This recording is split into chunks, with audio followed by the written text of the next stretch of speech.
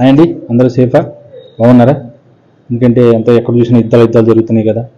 అందరూ సేఫ్గా ఉండండి, జాగ్రత్తగా ఈ ఫ్లైట్స్ ఎక్కే టైంలో కూడా చూసుకోండి. కొంతవరకు అవాయిడ్ చేయండి. ఈ మంత్ నెక్స్ట్ మంత్ వరకు అంటే కొంచెం చూస్తే యాస్ట్రల్ చేస్తే అవి కూడా ఒక 2-3 months వరకు అంత బాగాలేదని చెప్తున్నారు. ఓకేనా? ఓకే, ఇది పక్కన పెడితే కనుక ఇవాళ వచ్చి కుబేరా మూవీ రివ్యూ చేద్దామని ఈ వీడియో చేస్తున్నాను. అంటే బేసిక్గా ఈ మూవీ ప్లాట్ వచ్చి మన భారతదేశంలో బిజినెస్ టైకూన్స్ ఈ రాజకీయ నాయకులతో కలిసి వ్యవస్థలను ఎలా నాశనం చేస్తున్నారు అనేది చూపించారు.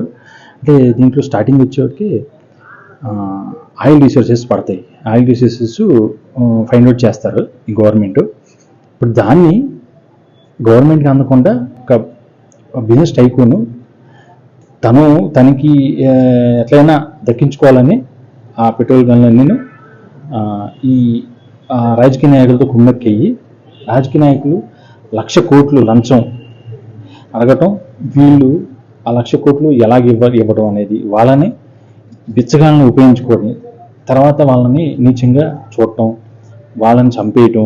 అంటే బిచ్చగాళ్ళు అనేది అంటే ఇప్పుడు వాళ్ళకి ఒక లెక్కలేంతనం అనమాట అనేది చూపించారు. క్లైమాక్స్లో న్యాయం అనేది ఉంది, దేవుడు అనేవాడు ఉన్నాడు. ఆ బిచ్చగాడే ఈ బిజినెస్ టైకూన్ని ఎలా చంపుతాడు అనేది మొత్తం ఓవరాల్ స్టోరీ అనేది.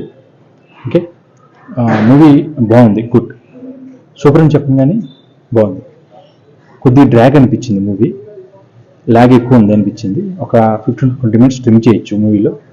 కొద్ది సాంగ్స్ ఒక సాంగే క్లైమాక్స్లో వస్తుంది. అంటే పోయిరా మావా అనే సాంగ్ ఒకటే ఉంది. ఆ సాంగ్స్ లేకపోవడం వల్ల కూడా కొద్దిగా నాకు ఎందుకో బోర్ అనిపించింది, లాగ్ అనిపించింది అనమాట మూవీ. నాగార్జున, ధనుష్, రష్మిక మందన ముగ్గురు బాగా చేశారు క్యారెక్టర్స్.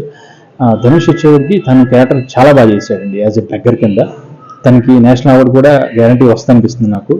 తను ఏంటంటే బెగ్గర్స్ ఎలాగా వాళ్ళ బాడీ లాంగ్వేజ్ ఉంటుంది మొత్తం అలాగే ఓవరాల్ మొత్తం మూవీ మొత్తం క్యారీ చేశాడు. అంటే వివిధ రకాల డ్రెస్ చేసుకున్నప్పుడు మన వాకింగ్ స్టైల్స్ అన్నీ మారుతాయి. అట్లా లేకుండా బెగ్గర్ లానే బిహేవ్ చేస్తా అతను బెగ్గర్స్ ఎలాగా అంటే వాళ్ళకి ఏమి చదువు ఏమి ఉండవు కదా, అమాయకంగా ఎలా ఉంటారు అనేది అట్లాగే త్రూ మూవీ మొత్తం క్యారీ చేశారు అనమాట.